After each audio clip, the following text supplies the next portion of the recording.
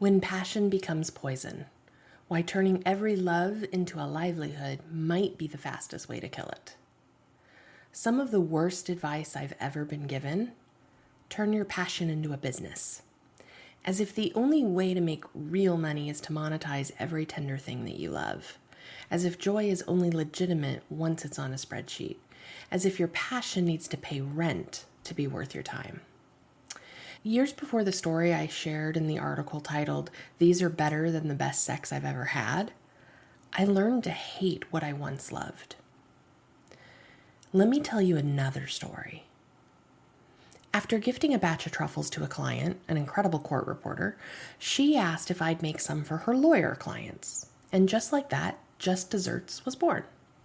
For 3 years, I crafted exquisite holiday boxes. Dark chocolate laced with Chambord, silky ganache spiked with Grand Marnier, confection so sensual they made grown men groan. I fed luxury with intention, and I made good money doing it. Private jet clients, royalty, Valentine's Day orders, a 6-figure Christmas season. I loved making truffles. I always did, until I didn't. I shut it all down. Not because it wasn't working. I quit because every time I smelled chocolate, my nervous system recoiled. Because my joy had been replaced with pressure.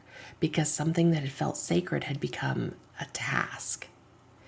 It took me 5 years before I could smell chocolate without my chest tightening. 5 years to reclaim something that was never meant to be sacrificed at the altar of profitability. Here's the thing. Some things are more important than money. Chocolate is one of them for me. Not every passion should become a business. Not every talent needs to be monetized. Not every beautiful thing you make is meant to be sold. Now, don't mistake me. I do have a passion for what I do. There are passions that can grow with your business, that deepen and evolve as you do. This isn't an either-or scenario. Those rarely exist in Shayna's world. This is a both and.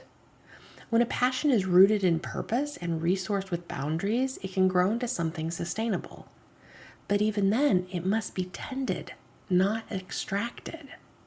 I still feed people, but I feed them through gifts, hand-rolled truffles, homemade hot chocolate, lasagnas that take 3 days to perfect, fancy coffees and smoked prime rib, honey bourbon, and the best damn oolong you've ever tasted. I feed all 5 senses because it fills me. Because it's a prayer and a pleasure, not a product. My work, the spreadsheets, the sessions, and strategy, that only feels like a passion maybe 30% of the time. But when it hits, when it lands in someone's body and transforms how they relate to money and themselves, it's pure alchemy. And that alchemy is what makes the 70% worth it. So here's my invitation. What are you forcing to pay rent in order to justify its existence? What part of you is aching to be sacred again? What joy needs to be protected without being packaged? Let it just be joy. Let it only be pleasure. Let that be enough. And while we're at it, let's retire "if you love your work, you'll never work a day in your life," because that's not wisdom. That's erasure. And that's a whole other post. Daily affirmation. My joy is a full body yes, flavored with pleasure and steeped in delight. I savor what stirs my senses without needing it to earn its keep.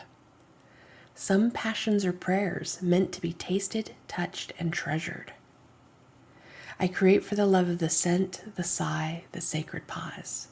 This devotion belongs to me, and that is more than enough. Postscript. Profit is protest, but not at the expense of every passion.